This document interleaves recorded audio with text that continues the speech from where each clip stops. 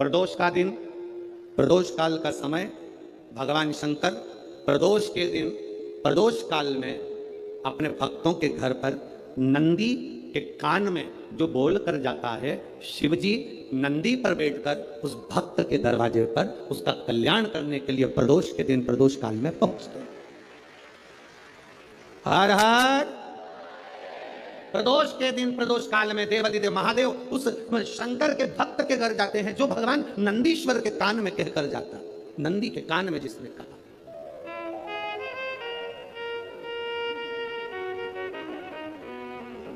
शंकर भगवान के इस शिवलिंग का स्मरण आप करेंगे। बीच में जो एक मोटी सी लाइन होती है इसको अशोक सुंदरी कहते हैं। सब लोग दर्शन करें, जम के बोलो जरा, करें। अशोक सुंदरी की जगह जहां पूरी हो जाती है उसके बीच में शिवलिंग और उसके बीच में थोड़ी सी जगह खाली आती है। करें दर्शन, समझना जरा बहुत अच्छे से। जैसे ये अशोक सुंदरी की जगह है, हम निवेदन करेंगे आस्था चैनल वालों से भी और एलईडी वाले भी, जिन जिनको एलईडी पर आप दर्शन करा रहे हैं वो पूरी तरह से करा। गणेश जी का स्थान, षडानंद कार्तिकेय का स्थान, अशोक सुंदरी का स्थान, बीच में अशोक सुंदरी का जो स्थान पूरा हो जाता है वहां से लेकर शिवलिंग के बीच में खाली जगह आती है। करें दर्शन आप लोगों ने, खाली जगह आती है। उस खाली स्थान की जो महत्वता है, ये जो अशोक सुंदरी से लेकर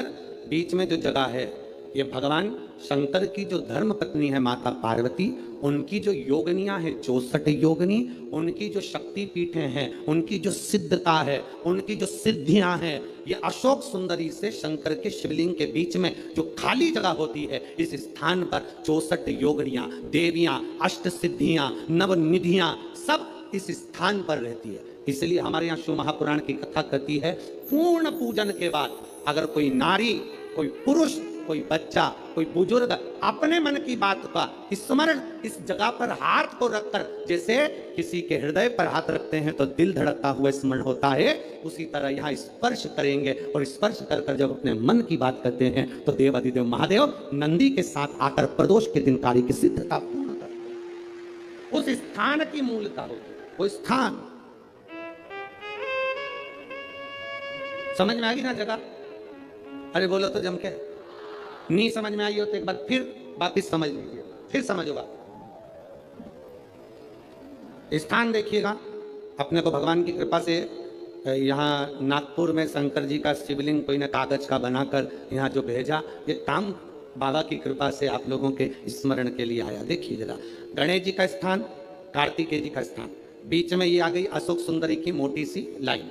अशोक सुंदरी की लाइन जहां खड़ी खत्म होती है, वहां से जो शिवलिंग रखा है इसके बीच की जो जगह है, ये जो बीच में अशोक सुंदरी के स्थान से लेकर शिवलिंग के स्थान के बीच में जो खाली जगह है, ये 64 योगनियां, अष्ट सिद्धियां, नवनिधियां, सब कुछ मेरे देवादिदेव महादेव ने माता पार्वती को अपनी चित्तवृत्ति के साथ यहाँ अनुमति प्रदान कर रखी है। वहां का स्पर्श, वहां का मात्र स्पर्श और हमारे दिल की बात, शंभो शरणे मांगू घड़ी दुख काटो दया करी दर्शन। उस स्थान का वैशाख और ज्येष्ठ 2 महीने ऐसे होते हैं जिन 2 महीने के किसी भी 2 प्रदोष पर यदि अनार का पुष्प शंकर भगवान को समर्पित करा जाता है, भगवान शिव जी को अगर अनार का पुष्प समर्पित करा जाता है तो संपदा की कमी नहीं होती, कभी वैभव की कमी नहीं होती। केवल 2 महीना ऐसा होता है, एक होता है वैशाख का महीना, एक होता है ज्येष्ठ का महीना। ये 2 महीने में कभी भी कोई सी भी 2 प्रदोष, किसी भी 2 प्रदोष को ले लो और उसमें अनार का फूल, जो अनार का फल लगता है उसमें फूल भी लगता है, अनार का यदि पुष्प, एक ही पुष्प यदि शंकर के शिवलिंग को समर्पित करा जाए तो कभी, हम तो यहाँ तक कहेंगे कि कोई बहुत छोटे से छोटा व्यक्ति है, भले हाथ गाड़ी चला रहा है, ठेला गाड़ी चला रहा है, रिक्शा चला रहा है, उसके पास धन नहीं है, बहुत कमजोर है, पैसा नहीं है, बहुत तकलीफ में है, बहुत दुखी है, तो हम तो उससे कहेंगे कि या तो वैशाख के महीने में या ज्येष्ठ के महीने में कोई भी 2 प्रदोष को अनार का पुष्प यदि वो समर्पित कर देता है तो निश्चित है उसके घर में वैभव संपदा बढ़ना प्रारंभ हो जाती है, कार्य में उन्नति।